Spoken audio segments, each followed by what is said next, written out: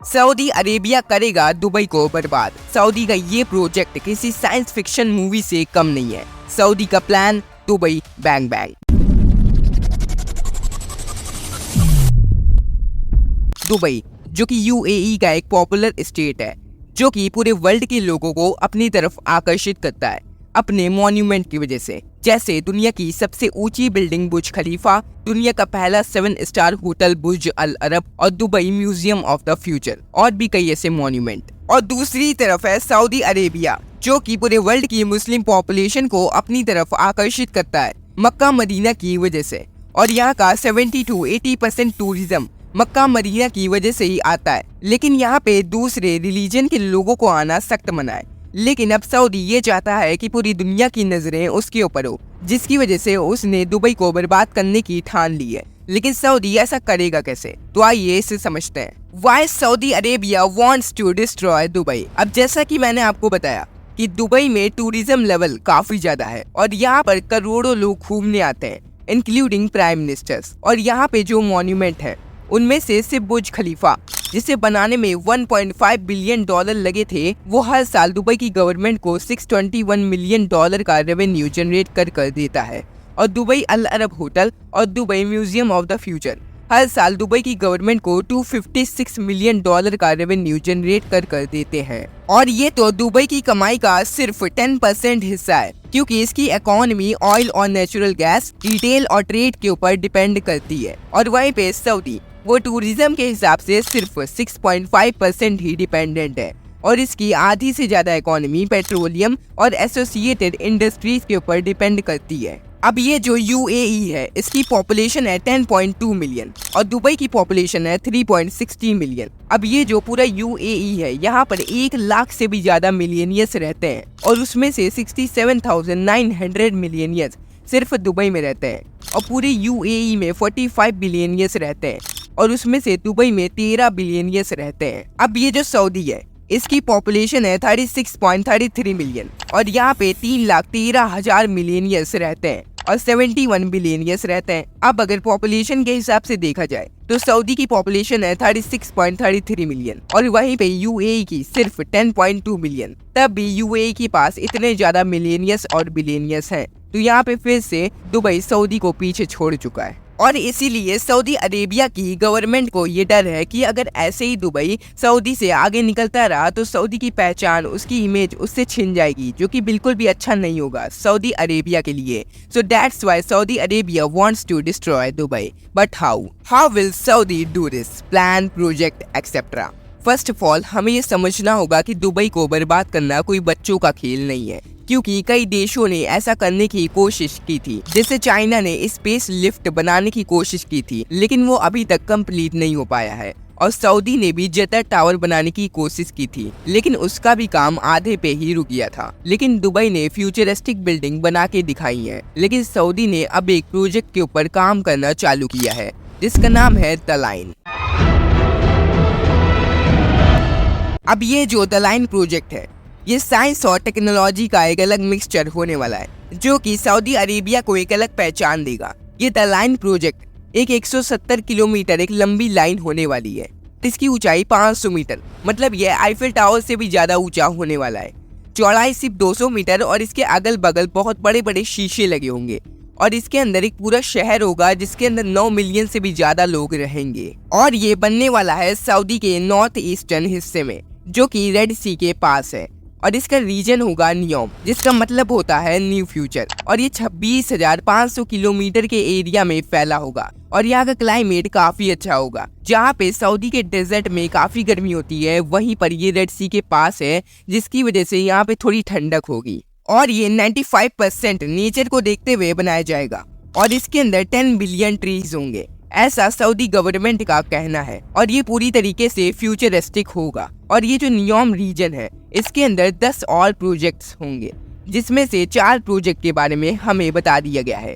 जिसमें से पहला है ऑक्सीगन, जो कि एक ऑक्टागन शेप्ड फ्लोटिंग पोर्ट होगा। और ये सऊदी अरेबिया के नॉर्थ वेस्टर्न हिस्से में होगा।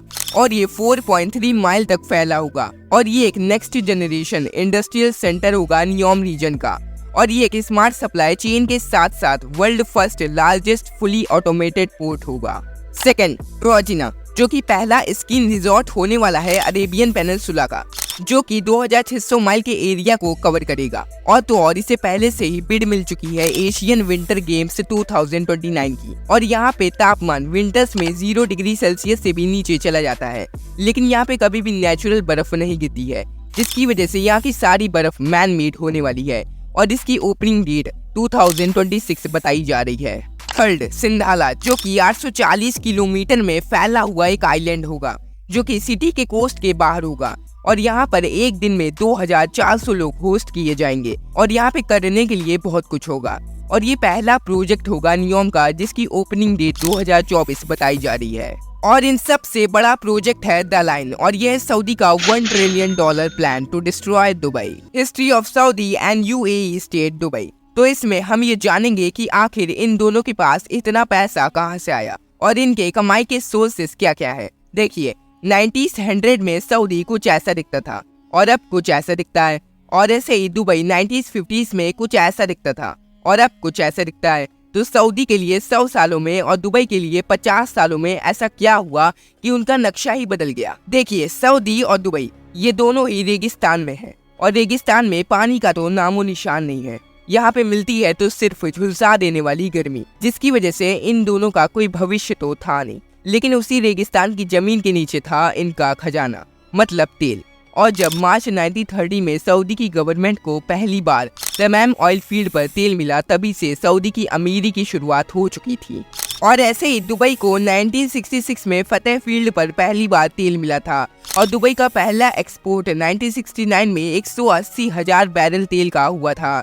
और इसी तरीके से सऊदी का भी पहला एक्सपोर्ट मार्च 1938 में 3,810 बैरल तेल का हुआ था। और यहीं से इन दोनों देशों की अमीरी की शुरुआत हो चुकी थी। लेकिन इन दोनों की अमीरी यहीं पर थम सकती थी अगर दुनिया का सबसे बड़ा लुटेरा वर्ल्ड वॉर 2 में ब्रिटेन तबाह ना हुआ होता, तब तो वल्ले ओए हबीबी, हम तो कंट्री हार गए। और अगर इन दोनों देशों की कमाई के सोर्सेज के बारे में बात करें तो सऊदी, जो कि पेट्रोलियम और एसोसिएटेड इंडस्ट्रीज के ऊपर डिपेंड है, वो ट्रेडिंग के मामले में भी कुछ कम नहीं है, क्योंकि दुनिया की ट्रेड का 13% हिस्सा स्विस कैनाल से होते हुए गुजरता है। वैसे तो ये इजिप्ट में है, पर ये मेडिटेरियन सी को रेड सी से जोड़ता है, जिससे सऊदी को काफी फायदा मिलता है। और अब और मिलेगा, क्योंकि नियोम बे पर एक एयरपोर्ट बनने वाला है, जो कि ऐसी जगह पर होगा जिससे दुनिया की 40% से भी ज्यादा चीजें इससे सिर्फ 6 घंटे की दूरी पर हों। और क्योंकि सऊदी यूरोप, एशिया और अफ्रीका से घिरा हुआ है, तब तो ट्रेड बढ़ना ही है। और अगर दुबई की कमाई के सोर्सेस के बारे में बात करें तो दुबई तेल के मामले में किसी से भी कम नहीं है, क्योंकि अगर यूएई बिना नेट एक्सपोर्ट के तेल बेचे तो उसके पास अभी भी 300 सालों तक का तेल पड़ा हुआ है।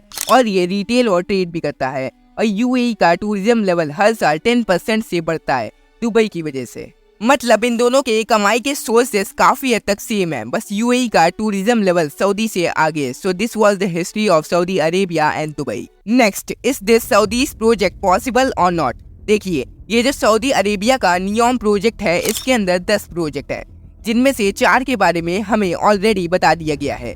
बट ये जो सऊदी का नियोम प्रोजेक्ट है, ये हमें न्यू फ्यूचर दिखाएगा। लेकिन मुझे ऐसा लगता है कि ये प्रोजेक्ट फ्यूचर ही बनकर रह जाएगा। अब मैं ऐसा क्यों कह रहा हूँ, इसके बहुत से रीजन है। फर्स्ट रीजन है मनी, जो कि इस प्रोजेक्ट में लगने वाले हैं। अब कई लोगों को ये लगता है कि सऊदी के पास इतना पैसा है कि वो कुछ भी कर सकता है, नो डाउट, लेकिन ऐसा बिल्कुल भी नहीं है।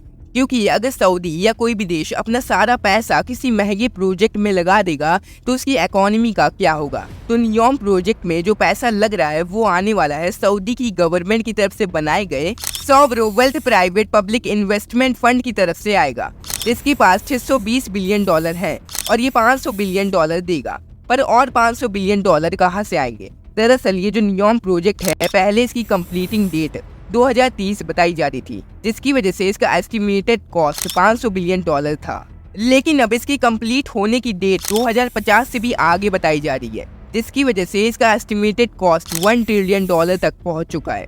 और जो बचे हुए $500 बिलियन हैं वो सऊदी दूसरे देशों से लेगा, लेकिन अभी तक किसी भी देश ने इसके ऊपर मंजूरी नहीं दी है, जिसकी वजह से ये प्रोजेक्ट पैसे की कमी की वजह से रुक सकता है।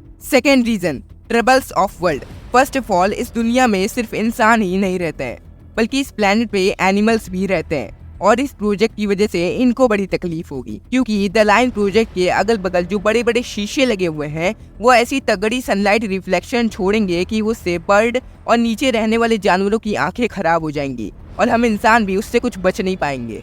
और वैसे तो इस प्रोजेक्ट के कंप्लीट होने के काफी कम चांसेस है, पर अगर ये कंप्लीट हो गया तो दुनिया के सभी देशों को ट्रेड में काफी घाटा होगा। और जैसा कि मैंने आपको हिस्ट्री में बताया कि दुनिया की ट्रेड का 13% हिस्सा स्विस कनाल से होते हुए गुजरता है और इस नियोम प्रोजेक्ट में एक एयरपोर्ट भी बनेगा और वो ऐसी जगह होगा कि दुनिया की 40% से भी ज्यादा चीजें उससे सिर्फ 6 घंटे की दूरी पर होंगी, जिससे सऊदी का ट्रेड लेवल बढ़ेगा और दूसरे देशों को काफी घाटा होगा। Third, technology. अब ये जो सऊदी का नियोम प्रोजेक्ट है ये पूरी तरीके से फ्यूचरिस्टिक होने वाला है और अगर ये फ्यूचरिस्टिक होने वाला है तो इसके अंदर टेक्नोलॉजी भी तगड़ी यूज होगी। तो सवाल ये आता है कि क्या हमारे पास वो टेक्नोलॉजी इस समय मौजूद है। देखिए, ये जो नियोम प्रोजेक्ट के 3 प्रोजेक्ट है, ऑक्सीजन, ट्रोजीना और सिंधाला, इनके बनने के चांसेस ठीक ठाक है, लेकिन द लाइन प्रोजेक्ट के बनने के चांसेस काफी कम है। टेक्नोलॉजी के हिसाब से देखा जाए तो इसके अगल बगल जो बड़े बड़े शीशे लगने वाले हैं 500 मीटर के, मतलब आईफिल टावर से भी ज्यादा ऊंचे, उसे बनाएगा कौन। और इसके अंदर 10 बिलियन ट्रीज होंगे। अब रेगिस्तान में ट्रीज का उगना तो चमत्कार ही होता है, तो अगर ये आर्टिफिशियल इंटेलिजेंस की मदद से बनाए जाएंगे तो वो टेक्नोलॉजी क्या पेड़ों को एकदम नेचर के हिसाब से बड़ा कर पाएगी, और इसकी क्या गारंटी है कि वो नॉर्मली उतना ही ऑक्सीजन प्रोवाइड करेंगे। और तो और हमें ये भी बताया गया था कि आप इस 170 किलोमीटर के शहर को एंड टू एंड 20 मिनट में पार कर पाओगे। बट कैसे? क्योंकि अगर 170 किलोमीटर की लंबी लाइन को पार करना है 20 मिनट में तो उसके लिए 500 किलोमीटर पर आवर की स्पीड चाहिए होगी, जो कि अभी के टाइम में तो पॉसिबल नहीं है, क्योंकि अभी तक कोई भी ऐसा व्हीकल बना ही नहीं है। और अगर दुनिया की सबसे तेज चलने वाली ट्रेन की बात करें तो वो है शंघाई की मैग्ल्यू ट्रेन और इसकी टॉप स्पीड है 430 किलोमीटर पर आवर। अब ऐसे और भी कई रीजन है जिसकी वजह से ये प्रोजेक्ट फेल हो सकता है। Next, your answer. मान लीजिए आपको एक कमरे के अंदर रखा जाए जहाँ पे आपको ऑक्सीजन मिलेगा, खाना मिलेगा और दुनिया भर के सारे ऐशो आराम मिलेंगे, तो क्या आप उस कमरे से बाहर नहीं आना चाहोगे? तो ऐसा ही कुछ आपके साथ नियोम प्रोजेक्ट में होगा। आपको एक लाइन में डेवलप हुए शहर के अंदर रखा जाएगा जिसके अंदर सब कुछ आर्टिफिशियल इंटेलिजेंस की मदद से बनाया गया है और आपका बाहरी दुनिया से कोई भी संपर्क नहीं रहेगा और आप कभी भी रियल नेचर का मजा नहीं ले पाओगे और आप उस शहर से बाहर आकर मैन मेड बर्फ के ऊपर स्कीइंग कर सकते हो और थोड़े बहुत मजे कर सकते हो और फिर आपको उसी शहर में वापस चले जाना है जहाँ पे आपको हर समय डिटेक्ट किया जाएगा।